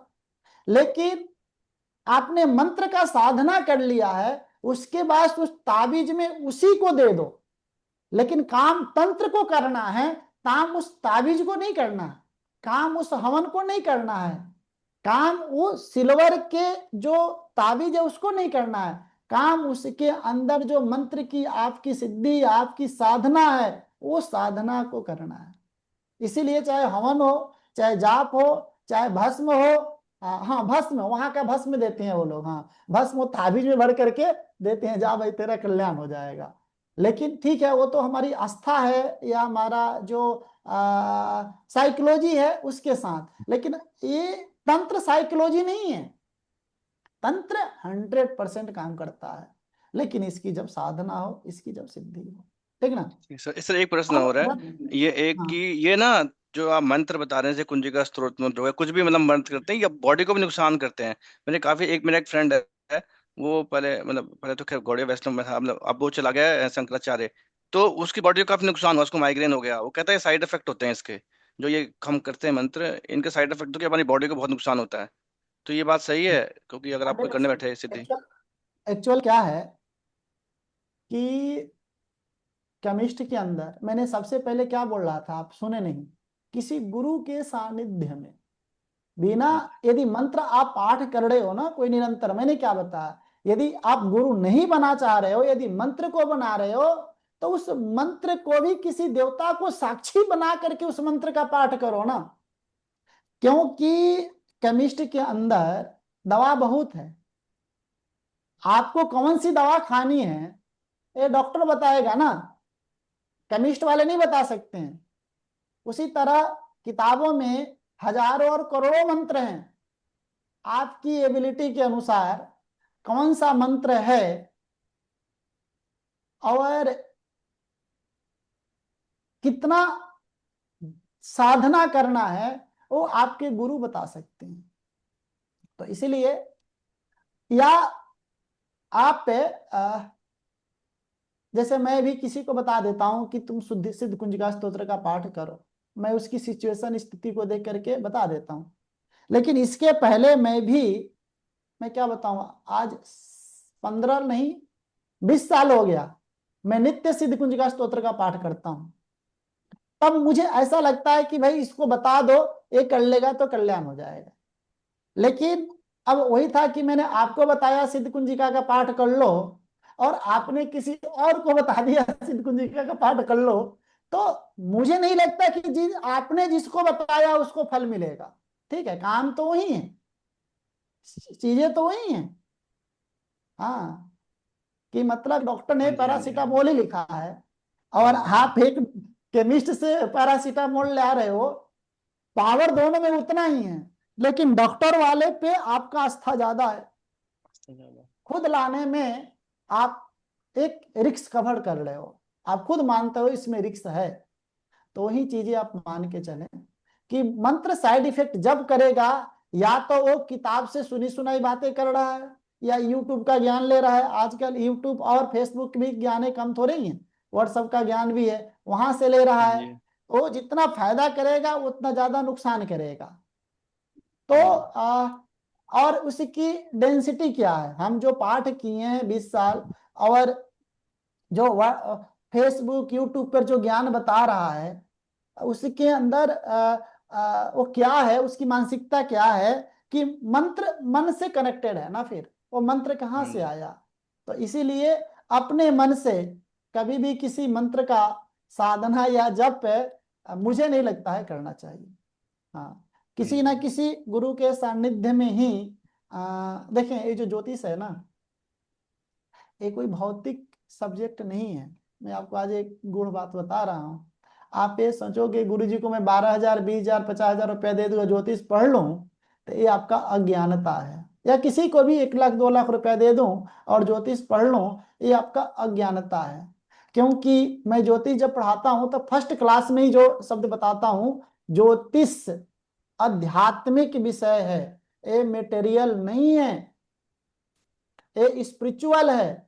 और स्पिरिचुअल जो शास्त्र होता है वो मेटेरियल से बिल्कुल अलग होता है। क्योंकि मेटेरियल हमारा बुद्धि का विषय है और स्पिरिचुअल हमारा आत्मा का विषय है, और आत्मा बुद्धि तो जा ही नहीं सकता। इसीलिए पैसे दे करके कभी कोई ज्योतिषी बन ही नहीं सकता। ज्योतिष के लिए आपको गुरु के प्रति एक सम्मान, एक निष्ठा और साथ में गुरु की कृपा भी बहुत जरूरी है। जब तक गुरु की कृपा नहीं होगा तब तक, फॉर एग्जाम्पल, चतुर्थ भाव में शुक्र बैठा या चतुर्थ भाव में कोई ग्रह बैठा, चतुर्थ भाव की दशा आ गया, ठीक ना। अब चतुर्थ भाव गाड़ी का भी है, भूमि का भी है, वाहन का भी है, माता का भी है, सुख का भी है। वो सारे के सारे इवेंट में कौन सा इवेंट होगा? एक पर्टिकुलर इवेंट के बारे में कैसे जाओगे? वो तो आपका अध्यात्म, आपकी अपनी सिद्धि और गुरु के प्रति आपकी आस्था ही वो एक पर्टिकुलर चीज पर पहुंचेगा। और नहीं तो आप कंफ्यूज हो जाओगे कि इतने सारे इवेंट में कौन सा एक पर्टिकुलर इवेंट होगा, वो जानना बड़ा वो है। और उसके लिए आपको थोड़ी सी साधना की जरूरत पड़ता है। तो आप अपने मन से कोई मंत्र की साधना मत करें, और यदि साधना कर रहे हैं ना तो वो थोड़े बहुत ही कर लें, लंबे समय तक मत करें, हाँ, क्योंकि वो दिक्कत दे देगा। हाँ, और यदि गुरु को साक्षी मान करके, भगवान को साक्षी मान के करते हो तो पूर्ण विश्वास के साथ करें। वो मंत्र ही आपके जीवन में कोई ना कोई गुरु ला देगा, या फिर वो गुरु खुद बता देगा कि आपको किस मार्ग पे चलना है। ठीक ना सर? ठीक है सर। तो यदि थैंक आप अपने मंत्र से कोई मंत्र लेकर के यू। और मैं तो जप खैर नहीं करें। करता। मैंने बीच में स्टार्ट किया था कुंज का सूत्र, मेरे पिताजी करते थे, उन्होंने मेरे को कहा था कर, बचपन में बोला था करने के लिए, काफी टाइम किया, लेकिन मैं बीमार पड़ जाता था। मतलब मैंने देखा है अभी भी मैं थोड़ा, मैं इसलिए मैं नहीं करता। मैं फिर हरे कृष्ण महामंत्री करता हूँ, जो हमारा गॉड हाँ, याद है। तो इसीलिए यदि सिद्ध कुंजिका के पास जाना है, वो देसी घी की लड्डू है, हमेशा याद हाँ जी, रखें। हाँ जी, हाँ जी, मैं जिसका नहीं करता। लीवर खराब होगा, हाँ जी, हाँ जी। उसको तो मतलब लूज मोशन होगा ही होगा। तो उसके लिए थोड़ा सा अपने लीवर को भी सही करना स्ट्रॉन्ग पड़ेगा। करना सिद्ध पड़ेगा। कुंजिका कोई कमजोर चीज थोड़ी ही है। हाँ, वो बहुत पावरफुल, जो कोई साधारण मंत्र नहीं है। खैर, हम प्रणाम आते सर। हैं। सर एक प्रणाम सर। सर एक दो कुंडलियां ना लास्ट में लगा देंगे, थोड़ा मुझे दशा और इसमें किसमें रेमेडी देना है वो थोड़ा जानना है आपसे। अभी लगा देंगे। अब देखें, जो रत्न है, ये हम हमेशा लगन के मित्र ग्रह का रत्न धारण करते हैं, और दान है वो हमेशा लगन के शत्रु ग्रह का दान करेंगे, क्योंकि दान का मतलब होता है नेगेटिविटी को दूर करना, रत्न का मतलब होता है पॉजिटिविटी को बढ़ाना। तो मुझे लग रहा है कि आप ये दो उपाय पे ज्यादा फोकस करें। यहाँ पर कोई स्पिरिचुअल नहीं है, कोई साधना नहीं है, कुछ भी नहीं है। हाँ, और यहाँ पर मतलब ये ऐसा है कि एक प्रकार का मल्टीविटामिन है, इसका कोई साइड इफेक्ट नहीं होता। हाँ, और साइड इफेक्ट जब होगा जब थोड़ा सा संशय होगा, जैसे कि लगने से, फॉर एग्जाम्पल, लगन लॉर्ड है तो लगन का रत्न तो हम धारण कर सकते हैं, लेकिन लगन लॉर्ड जाके बैठ गया अष्टम में। अब अष्टम का रत्न धारण करे ना करे, छोड़ दो। अरे पंचम का करवा दो ना। पंचम लॉर्ड देखो कहाँ बैठा है। पंचम लॉर्ड यदि ही जाके बैठा है 12 में, अरे उसको भी छोड़ दो, नौम का पहना दो। कोई जरूरी थोड़ी है कि हम भाई लग्नेश है और 12 में बैठा तो उसी का रत्न पहने। भाई 3 ऑप्शन है, तीनों में से एक रत्न पहना दो। ये जब तक की बात कर रहा हूं, जब तक आपका अनुभव ना हो। लेकिन ज्यादातर कोशिश करें, कोई भी ग्रह यदि लगन और त्रिकोण का लॉर्ड है, माने 1 5 9 का लॉर्ड है, और केंद्र और त्रिकोण में बैठा है, आंख बंद करके रत्न पहना दो। मैं गारंटी दे रहा हूं उसको फायदा करेगा। आप भी पहन लो। आपका यदि लग्नेश, पंचमेश और भागेश यदि केंद्र या त्रिकोण में बैठे हैं, आंख बंद करके रत्न पहनिए, 100% फायदा करेगा। और सभी ग्रहों का जो रत्न होता है मेरे ख्याल से आपको पता ही होगा। सूर्य का माणिक, चंद्रमा का मोती, मंगल का मूंगा, बुध का पन्ना, बृहस्पति का पुखराज, शुक्र का हीरा, या हीरा के बदले वो ओपल ही पहन सकता है, अमेरिकन डायमंड भी पहन सकता है, एडी पहन सकता है, शनि का नीलम, राहु का गोमेद और केतु का लहसुनिया। इसके कुछ उपरत्न भी होते हैं, उसका भी आप ज्ञान कर लें। और रत्नों के लिए जो कलर का रत्न है ना, और जो ग्रह का कलर है ना, ऑलमोस्ट वो पहन सकता है। जैसे कोई भी लाल रतन होगा, सूर्य के लिए पहना दो, लाल शीशा भी पहना दो, सब फायदा करेगा। डेंसिटी के जितना होगा उतना ज्यादा फायदा करेगा। ओरिजिनल का पहचान क्या होता है? उसके अंदर ग्रेविटी, उसका डेंसिटी कितना, उसका कलर कितना, यही रत्नों का पहचान, और कुछ पहचान नहीं है। शीशा के अंदर क्या होगा? उसकी घनत्व तो कम होगा, माणिक्य के अंदर घनत्व तो बहुत ज्यादा होगा, लेकिन कलर तो दोनों का सेम है ना। कलर थेरेपी करेंगे तो दोनों का सेम है।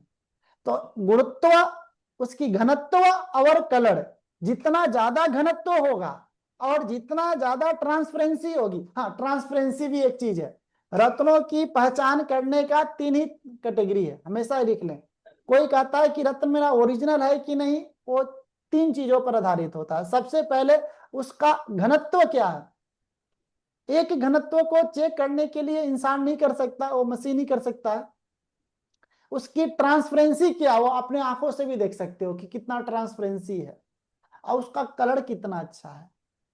तो ये कि घनत्व के लिए हमको मशीन में ले जाना पड़ेगा, नहीं तो उसकी ट्रांसपेरेंसी और उसके कलर को आंखों से देख करके हम बता सकते हैं कि कितना बढ़िया है। लेकिन जो शीशे का माणिक्य बनाते हैं ना, और जो ओरिजिनल होता है ना, तो शीशे वाला के अंदर ट्रांसपेरेंसी और कलर सबसे ज्यादा होगा। सिर्फ घनत्व ही एक ऐसा चीज है जहां पर आप लोग फंस जाओगे, क्योंकि इसकी मतलब वो क्या है, उसका पैरामीटर है नापने का, उस पैरामीटर पे वो कितना उखड़ रहा है। तो आपको आंखों से देखना हो ना, तो घनत्व को छोड़ करके उसकी कलर और ट्रांसपेरेंसी देख करके हम बता सकते हैं कि ये कितना अच्छा है, कोई भी रत्न। लेकिन मूंगा के अंदर, मोती के अंदर ना ट्रांसपेरेंसी होता नहीं है, तो इसको कलर तो हम बता सकते हैं, बाकी घनत्व ये तो लैब से ही पता चलेगा। बाकी जितने भी रत्न हैं सबके अंदर ट्रांसपेरेंसी और घनत्व ही है, और बाकी उसका जो फल है 100% मिलेगा। देखो, रत्नम शुभ प्रदम नित्यम धन आरोग्य विवर्धनम, मतलब जो रत्न है वो नित्य फल देता है। जब मतलब वो हमेशा उसके अंदर से रेज निकलते रहता है, जहां भी पहनो, गले में पहनो ना, हमेशा उसके अंदर वो सूर्य से मतलब ऊर्जा लेकर के, जैसे माणिक्य है, सूर्य का लाल कलर है, वो सूर्य से लाल कलर को लेकर के आपको खूब फैलाएगा, आपके अंदर की एनर्जी को बढ़ा देगा, इतना उसका दम है। हाँ, नित्य वो निरंतर कंसिस्टेंसी वो करते रहता है, चाहे रात दिन कहीं भी हो। आरोग्यम विवर्धनम, हाँ, यथा योग्यम धारयत धारयत तो जीवनम सुखम मायुषम, ये सुख भी देता है, आयु भी देता है, धन संपत्ति भी देता है, और सभी प्रकार से कल्याण करता है। ऐसा नहीं है कि ये रत्न पर्टिकुलर ही काम करता है, कोई भी रत्न पढ़ लो। अब कोई कहता है कि नीलम पहना है, नीलम भाई ये नौकरी के लिए, नहीं, ये भूल है। नीलम नौकरी के लिए नहीं है। नीलम यदि लग्नेश है, अब शनि तो बीमारी का कारक है, शनि तो दुख का कारक है, 6 8 12 भाव का कारक है। ऐसे में नीलम का तो पर्टिकुलर काम एक ही होता कि भाई बीमारी को ठीक करना। तो नीलम बीमारी को ठीक नहीं करता, जितने से पूछो नीलम बड़ा धनाढ़ बना देता। अरे भिकमांगा भी नीलम पहने तो अमीर बन जाता। अब भाई, अब शनि के रत्नों को अमीर से क्या लेना देना। तो ये ग्रहों का जो अपना नेचर, अपना स्वभाव है, रत्नों को उस पर्टिकुलर चीजों से मत बांधिएगा। क्योंकि जब, इसीलिए रत्न में 3 कैटेगरी कहा, जीवन रतन लग्नेश को, भाग्य रतन पंचमेश को। तो ये जीवन रतन, भाग्य रतन, इस तरह से उसका नाम दिया। और पंचम भी रतन है। तो ये सब जो रत्न है वो मल्टीपर्पज के लिए है, आरोग्य के लिए, धन के लिए, मान सम्मान के लिए, सुख के लिए, आयु के लिए, लंगेविटी के लिए। तो ये मल्टीपर्पज के लिए है। तो पर्टिकुलर एक रत्न को एक काम मन देना। हाँ, लेकिन वो ग्रह लगन के मित्र हों, लग्न, जैसे कि एक कुंडली बता रहे थे, उसी कुंडली में हम लगा करके ये रत्नों का भी आपको बता रहा हूं, और उसका फलादेश भी कर रहा हूं। हाँ बताएं मैम, क्या डेट ऑफ बर्थ है उनका? हाँ जी सर, डेट ऑफ बर्थ है 29 अप्रैल 29 अप्रैल 2009, 8:29, दिल्ली। सुबह का है। 29 अप्रैल 2009, टाइमिंग क्या बोला? 8:29 सुबह का। अब देखें, दिल्ली का जन्म है, एक कुंडली है। अब इस पे हमको फलादेश करना है। देखें, फलादेश के लिए सबसे पहले देखें इनके कुंडली में इनका जो लगन, पहले हम रत्नों पर बता देता हूं, फिर हम फलादेश करेंगे। अब देखें, आप लोग बताएं कौन कौन से रत्न धारण कर सकते हैं, कौन बताएंगे? कौन कौन से रत्न ये धारण कर सकते हैं व्यक्ति? नीलम, बुध का, शनि का और नीलम कर शुक्र का। सकते हैं ये। हम्म नीलम सही नीलम रहेगा। हाँ, और तो सात, नीलम ही बेस्ट रहेगा, बाकी तो मिक्स्ड है। मतलब और लग्न में कौन तो से रत्न बन सकते हैं? बस एक ही रत्न बन सकते हैं? क्योंकि अगर बुध आप का भी पहन सकते बुध हैं का सर। पहनते हैं तो वो मार्क भी तो है ना, मतलब सेकंड का ओनर है पन्ना तो। भी और हाँ, मार्क हो जाएगा वो बहुत ही सुंदर।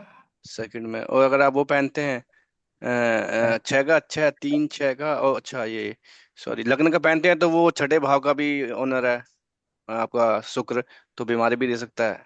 तो इसमें बहुत कंफ्यूजन होगा, तो नहीं, नीलम ही बेस्ट रहेगा इनके लिए। देखें, आप लोग बड़ा सुंदर फलादेश किया, लेकिन एक चीज यहाँ पे याद रखें, जो ग्रह यदि केंद्र का त्रिकोण का लॉर्ड है और केंद्र में बैठा है ना, 100% उसका रत्न पहन लो। जैसे यहां पर सबसे श्रेष्ठ रत्न इसको जो रहेगा, हाँ, मतलब यहां पर बुद्ध का डिग्री भाई कम है। मैं भी यहाँ पे सबसे ज्यादा इस पर्टिकुलर व्यक्ति के लिए नीलम एडवाइज करूंगा, परंतु यदि बुद्ध का डिग्री यदि 5 डिग्री नहीं होता, बुध यदि 25 डिग्री का होता, 26 डिग्री का होता, तो सबसे ज्यादा श्रेष्ठ रत्न इसके लिए पन्ना था। क्योंकि लगन ही 29 डिग्री का है ना, तो बुध तो 12th का फल दे रहा है ना। यदि पन्ना पहना भी दोगे तो बुध तो 12 में चला जाएगा, तो ये बड़ा बुरा हो जाएगा। लेकिन यदि बुध का रत्न डिग्री यदि यहाँ पे 25 डिग्री 26 डिग्री होता, तो इसके लिए पन्ना से सुंदर रत्न कोई नहीं था। ये मत देखो, मैं इसलिए समझा रहा हूं कि ये मत देखें कि यहाँ पे बुध मार्केश है, क्योंकि जो बुध का मूला त्रिकोण साइन पंचम में है, और बुध यदि इवन साइन में बैठा है 2 नंबर में, तो 100% पंचम का फल देगा, एक रत्ती भी मारक का फल नहीं देगा। अगर सेकेंड हाउस से खुद 12th हाउस में बैठा है, तो सेकेंड का खुद व्यय कर रहा है, तो ये पन्ना मृत्यु को भी दूर करने वाला है, मृत्यु देने वाला नहीं है। हाँ, लेकिन इसके डिग्री के कारण एक गड़बड़ हो गया। लेकिन यहां पर 21 डिग्री का शनि है और 9 और 10 का लॉर्ड है, ठीक है, शत्रु के घर में है, लेकिन केंद्र में है, और कहीं से भी इसके जो लॉर्ड में दाग नहीं है, इसीलिए नीलम सर्वश्रेष्ठ है। इसके कुंडली में हम मतलब ओपल भी पहन सकते हैं, डायमंड भी पहन सकते हैं, क्योंकि मैंने बताया था केंद्र और त्रिकोण। एक चीज और वहां पे लिख लीजिए, 3 और, हाँ जी मैम, अच्छा 4 बज गया क्या? अरे 4:15 हो गया, जी जी मैम, बस मैं क्लास को क्लोज कर रहा हूँ, बस मैं आपको कल बैक करता हूँ, मुझे पता नहीं चला 4:15 हो गया, ठीक है ना। मैं क्लास क्लोज कर मैं आपसे सबसे पहले बात करता हूँ, ठीक ना। अरे 4:15 हो गया। तो देखें, अब इस कुंडली का आप समझ गया ना। यहाँ पे नहीं देखना है कि वो मारक है। हाँ, यहाँ पे एक चीज और नोट कर लीजिए कि यदि कोई भी ग्रह त्रिकोण के लॉर्ड हो रहे हैं, केंद्र और त्रिकोण के साथ साथ, यदि वो 3 और 11 भाव में बैठे हैं, उसका भी रत्न आंख बंद करके बंद कर लो, आंख बंद करके पहन लें। यदि वो त्रिकोण के लॉर्ड हैं, केंद्र त्रिकोण में बैठे हैं, या 3 और 11 में बैठे हैं, ऐसे ग्रहों का भी रत्न आंख बंद करके पहन लेना चाहिए, जो कि यहाँ पर शुक्र है। अब देखें, इस कुंडली का हम फलादेश करते हैं। 2009 का इनका जन्म है, अभी ये बच्चे हैं, और जुपिटर की महादशा चल रहा है इनमें, और लगन क्या है इनका? वृष लगन है। और वृष लगन के लिए जुपिटर अकारक ग्रह है, एक रत्ती भी लगन के लिए फेवरेबल नहीं है। और भाग्य स्थान में बैठा है, लगन 29 डिग्री का है और जुपिटर 30 डिग्री का है, यानी कि मिड पॉइंट पे बैठा है और पूरी लगन को देख रहा है। अब यहां पर दिक्कत क्या होगा, इसका जो उम्र चल रहा है, जिस पड़ाव से चल रहा है, वो एजुकेशन के पड़ाव से, ये उम्र में इनका एजुकेशन सर्वोपरि होना चाहिए, ठीक ना। 15-16 साल के जो बच्चे हैं भाई, उनका कहाँ दिमाग चलना चाहिए? एजुकेशन में। लेकिन बुद्धि तो भगवान ने बहुत दिया होगा इनको, ज्ञान का लेवल बहुत दिया होगा, क्योंकि बृहस्पति है, भाग्य स्थान में बैठा, इससे ज्यादा और क्या हो सकता है? गुरु राहु के साथ बैठा, इससे ज्यादा और कितना बुद्धि मिल सकता है?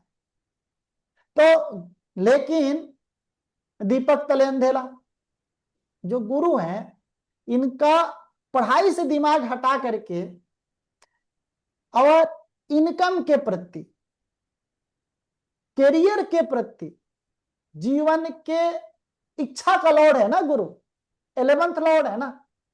जो 11 का लॉर्ड जो गुरु है, जो राहु के साथ बैठा भाग्य स्थान में, वो बड़ा बड़ा ख्वाबे दिखा देगा, बड़ा बड़ा स्वप्ने दिखा देगा, हम ऐसे करेंगे, हम ऐसे करेंगे, हम ऐसे करेंगे, हम ऐसे करेंगे, क्योंकि उसके अंदर कैपेबिलिटी भी है, उसके अंदर एबिलिटी भी है। लेकिन गुरु के अंदर ग्राउंड लेवल, दीपक तले अंधेला, उसकी ग्राउंड लेवल पे जो उसका मेहनत होना चाहिए, जो उसका परिश्रम होना चाहिए, वो चीज नहीं होगा। हाँ, जैसे मैथ में फेल हो जाए और बोले कि भाई मैं तो सीए बनूंगा, तो भाई ये कहीं लॉजिकल नहीं है ना चीजें। भाई तुम्हारा ग्राउंड का लेवल क्या है, तुम्हें अभी स्थिति के लेवल क्या, उसी को तुम्हारा भविष्य का डिसाइड होगा। नहीं नहीं, और चलो सीए नहीं बनेंगे, मैं बहुत पैसा कमा लेंगे, हम ऐसे कर लेंगे, हम ऐसे कर लेंगे। तो ये जो गुरु है, ये भाग्य तो इनका जबरदस्त साथ देगा, भाग्यवान होंगे, भाग्य पुरुषवान होंगे। लेकिन राहु के साथ गुरु और चंडाल योग बना है, और गुरु में गुरु की महादशा चल रहा है। तो ये व्यक्ति के अंदर इतनी बुद्धि, इतनी कैपेबिलिटी होगा कि किसी के साथ, किसी से भी अपना काम करवा सकता है, परिवार में सबके सामने वो चीजें करके अपना नंबर तो बना सकता है। लेकिन जो पढ़ाई लिखाई, शिक्षा और जो उन्नति का जो चीजें हैं, हार्ड वर्क की जहां तक बात है, वहां पर ही अपना परफॉर्मेंस नहीं कर सकता है, कर ही नहीं सकता है। तो ये कहीं ना कहीं इसके कथनी में और इसके करनी में बड़ा अंतर है, बहुत अंतर हो सकता है। और इसके पहले जो इनके ऊपर दशा चली है, वो किसकी चली है? गुरु के पहले किसकी दशा होगी इनके जीवन में? राहु की होती है। राहु।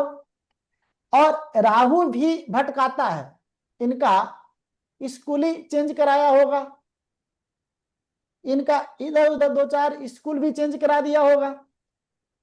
और ये गुरु भी तो क्या करता है, ये भी तो घर से दूर भेज सकता है। हाँ, और यदि इनके माता पिता घर से दूर कर दिए ना, तो इनके लिए ज्यादा श्रेष्ठ है। क्योंकि अपने बदौलत जब व्यक्ति होता है ना, तो कुछ कर भी लेता है। आप ऐसा समझे, गुरुजी अकेले रहते हैं ना, तो थोड़ा खाना भी बना लेंगे, लेकिन जब वो शिष्य के साथ रहते हैं ना, तो वो एक गिलास पानी भी नहीं लेके पीते। और 9th हाउस भी एक्टिवेट है। तो इनको यदि हायर एजुकेशन के लिए, उच्च शिक्षा के लिए इनको घर से थोड़ा सा दूर रखा जाए और उस पर सही गाइडेंस किया जाए, तो ये ज्यादा सफल होंगे। लेकिन यदि घर पे रह करके ज्यादा उन्नति करना चाहेंगे तो इनके लिए बड़ा मुश्किल है, क्योंकि गुरु राहु के साथ भी बैठा है और शनि के घर में भी है।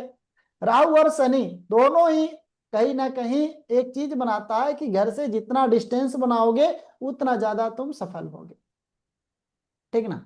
तो अभी इनके जो शिक्षा दीक्षा उन्नति में है, भगवान ने बड़ा ग्रोथ बुद्धि और इंटेलेक्ट पावर दिया है, लेकिन जो ग्राउंड लेवल का मेहनत नहीं होने के कारण शिक्षा में कमी हो सकता है। ज्ञान का लेवल हाई है, इनको धर्म, देखो गुरु नीच होकर के कहां बैठा, धर्म स्थान पे। तो यहां पर इनको यदि विष्णु सहस्त्र नाम का पाठ कराया जाए, चने की दाल का दान किया जाए, जो बुधवार के दिन चने को या चने की दाल को भिगो करके बृहस्पतिवार के दिन गाय को खिलाया जाए, क्योंकि गाय धर्म का प्रतीक है। तो इनके कुंडली में जो निचता गुरु का बल है वो हटेगा, और जो एक प्रकार का चंडाल वाला जो है, चंडाल का मतलब होता है बुद्धि ज्यादा चलाना, मेहनत से भगना, मेहनत नहीं करके शॉर्टकट का रास्ता अपना, इसी को चंडाल बोला जाता है।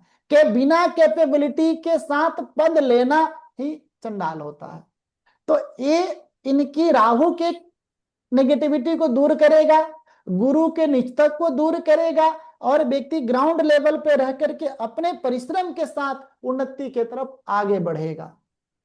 परंतु इनको घर ना में सर रखा मैंने, हाँ जी, इनको और मैंने गुरुवार वाले दिन क्योंकि ये सरदार हैं तो मतलब इनको गुरुद्वारे जाने के लिए बोला है। और अभी जैसे सर एक कंसर्न ये था कि इनका जुपिटर में मून आ रहा है, तो अभी इनकी ना थोड़ी हेल्थ इशू हो रहे हैं। और अभी इसके बाद में देख रही हूँ कि जुपिटर के अंदर मार्स आएगा, तो वो भी क्योंकि 7th और 12th हाउस एक्टिवेट करेगा, तो इनको वो हेल्थ इश्यूज जो आ रहे हैं उसको क्योर करने के लिए, जैसे जुपिटर का तो रेमेडी मैंने स्टार्ट होने से पहले ही दे दिया था, तो और क्या कर सकते हैं सर इसके अंदर? देखें, अभी इनकी जो लगातार अंतर्दशाएं प्रत्यांतर दशाएं आ रही है ना, ये तीनों लगन के शत्रु की आ रही हैं। क्योंकि जी सर। जुपिटर यदि सन आ रहा है, वो भी लगन का शत्रु है। संत चोरे ये तो निकल भी जाए, निकल मून गया सर, आएगा मून एंड मार्स का प्रॉब्लम। तो ज्यादा दिक्कत करेगा। ये जो मंगल है ना, मंगल ज्यादा दिक्कत करेगा। हाँ, ये मंगल, क्योंकि ये मार्केश भी और बलवान भी और 11th हाउस में बैठा, ये बिल्कुल मतलब मंगल और ये गुरु के परम स्नेही मित्रों में से हैं। तो ये जो है ये कहीं ना कहीं शरीर के लिए ज्यादा घातक है। यहाँ पर सिर्फ दान ज्यादा कारगर रहेगा। मसूर की इसके दाल सर पे ना थोड़ी चोट लगी है, तो वो थोड़ा सूज गया और ब्लड क्लॉट हो गया, तो अभी डॉक्टर को दिखाना है। तो मुझे लग रहा है कि अभी डॉक्टर के पास जाएंगे मार्च में, फिर इसका पूरा हॉस्पिटल का दिखाना दुखुना, या कुछ हो सकता है और छोटा वो मोटा सर्जरी ना ऑपरेशन हो जाए। ऑपरेशन भी करा देगा, वो ब्लड ब्लड जी भी जी जी, निकालेगा। जहाँ बिल्कुल चोट सर, इस लगा वजह है, से। ऑपरेशन भी करके ब्लडिंग भी निकालेगा कि ब्लड निकालो नहीं तो दिक्कत होगी यहाँ पर, या दिक्कत होगी। मंगल में तो थोड़ा कराएगा, लेकिन उस चीज को बचने के लिए सबसे अच्छा उपाय है, सबसे सुंदर और बढ़िया उपाय है कि मंगल का जो दान है, मसूर का दाल, ठीक ना, मंगलवार के दिन वो दान करें, उससे इनको काफी राहत मिलेगा। और उससे भी सुंदर और सटीक उपाय यदि चाहते हैं तो 5 मंगलवार के दिन, क्योंकि हनुमान जी को पंचमुखी बोलते हैं, 5 मंगलवार के दिन 108 108 एक माने एक मंगलवार के दिन 108 हनुमान चालीसा, अगले मंगलवार के दिन 108 हनुमान चालीसा। यदि 5 मंगलवार के दिन 108 हनुमान चालीसा का पाठ कर लें और केले का दान करें, तो या केले को बंदर को खिलाएं, तो इससे इनको मुक्ति मिल सकती है। सबसे सुंदर और सटीक उपाय है। नहीं तो मंगल कहीं ना कहीं कुछ सर्जरी या कुछ ये सब चीजें करा सकता है। दाल कितने किलो दान ज्यादा कराओगे? मेजर नहीं करना है, दाल कितनी दान करा दें? हाँ बिल्कुल बिल्कुल बिल्कुल बिल्कुल। कितने किलो करा दें सर? सर केजी सर यहाँ पर मंगल के लिए ना, मंगल देखो सप्तम लॉर्ड है और जल तत्व राशि में बैठा है, मीन के राशि में, तो टमाटर का भी दान करा सकते हो, क्योंकि टमाटर के अंदर पूरा मंगल की शेप का है, लाल भी है, जल तत्व भी है, शुक्र के साथ भी है, पौष्टिक भी है, शुक्र का सौंदर्य भी है। तो प्रत्येक मंगलवार के दिन यहाँ पर टमाटर का भी देखो, कुछ ऐसे उपाय ना कुंडली देखने के बाद ही आता है, तो यहाँ पर प्रत्येक मंगलवार को दिन टमाटर का भी दान करा सकते हैं। सर कितने किलो दान करा दें? 1 किलो 2 किलो काफी है, 2.5 किलो करा दें। और किसको दे दें? जो लेबर लोग होते हैं, जो ये काम वाम कर रहे होते हैं, उन्हें दिलवा दें क्या, मजदूर टाइप, जो हाँ बिल्कुल बिल्कुल मेट्रो बिल्कुल मेट्रो वाले? बिल्कुल सर बिल्कुल इसमें केला भी किस रंग का होना चाहिए, वो भी कोई स्पेसिफिक होगा? हेलो जी मैम, समझा नहीं। सर एक मिनट, अगर केला भी करेंगे तो उसमें किस कलर का होना चाहिए? ज्यादा हरा, पीले की तरफ? पीला ही कर लें, पीला ही कर लें, बृहस्पति का भी आ जाएगा ना, केला तो पीला ही हो जाएगा। ठीक है। बंदर को खिला दें, अच्छा रहेगा, ठीक ना। चलें ठीक है, अब हम अगले क्लास में मिलते हैं। ओके, जय माता दी। जय माता दी। जय माता दी। जय माता दी। जय माता दी।